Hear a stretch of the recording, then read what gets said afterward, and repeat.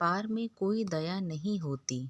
उस दिन भी वो सब्जी बेचने वाली आंटी हमारे घर के पास सब्जी बेचने के लिए आती हैं। मेरी माँ ने उसे मेथी के बंडल के बारे में पूछा। वो आंटी ने उसकी कीमत 20 रुपए प्रति बंडल कहा। मेरी माँ की कीमत उस सब्जी बेचने वाली आंटी की कीमत से ठीक आधी थी। पर मेरी माँ ने उस सब्जी बेचने वाली आंटी से ये भी कहा था कि अगर तुमने मुझे 10 रुपये प्रति बंडल के दाम में दे दी तो मैं तुमसे 3 बंडल खरीदूंगी। मैं देखता रहा। कुछ देर तक तो वो दोनों अपनी अपनी कीमत पे ही अड़े रहे। सब्जी बेचने वाली आंटी ने मेरी माँ से कहा कि इस कीमत पर तो मुझे भी नहीं मिली है। इतना बोलकर वो अपने सिर पर टोकरी रखकर चलने लगती हैं।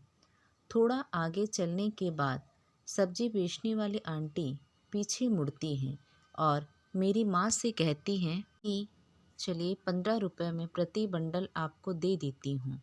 मेरी माँ तब भी नहीं मानती हैं और वो अपना सिर हिलाकर उनसे कहती है कि 10 रुपये प्रति बंडल देना है तो दो, वरना मुझे नहीं लेनी।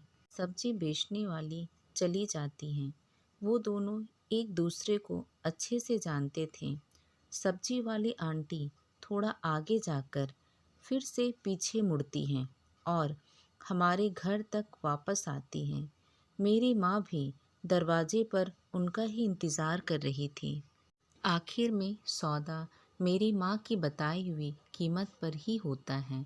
मेरी माँ मेथी के प्रत्येक बंडल को अच्छे से देखकर उसमें से अच्छे अच्छे 3 बंडल निकाल कर अंत में उसे पैसे देती हैं। सब्जी वाली आंटी ने बिना गिने ही पैसे ले लिए। जैसे ही वो नीचे से उठते हैं कि उन्हें चक्कर आते हैं और वो थोड़ा लड़खड़ाने लगती हैं। मेरी माँ उससे पूछा कि क्या तुमने सुबह से खाना नहीं खाया?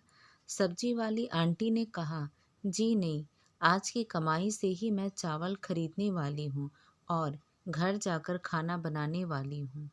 माँ ने उसे बैठने के लिए कहा और वो अंदर जाकर उनके लिए खाना लेकर आती हैं। माँ ने उस सब्जी वाली आंटी को अच्छे से खाना खिलाया और अंत में उसे पानी पिलाकर भेजा। सब्जी वाली भी बहुत खुश हो गई और उसने मेरी माँ को अंत में धन्यवाद कहा। मैं ये सब देखकर हैरान रह गया।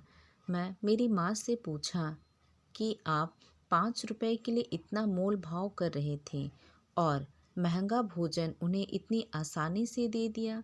तभी मेरी माँ ने मुझे कहा कि बेटा, व्यापार में कभी कोई दया नहीं होती है, क्योंकि दया से कोई व्यापार होता ही नहीं है। आशा करती हूँ आपको ये कहानी पसंद आई होगी।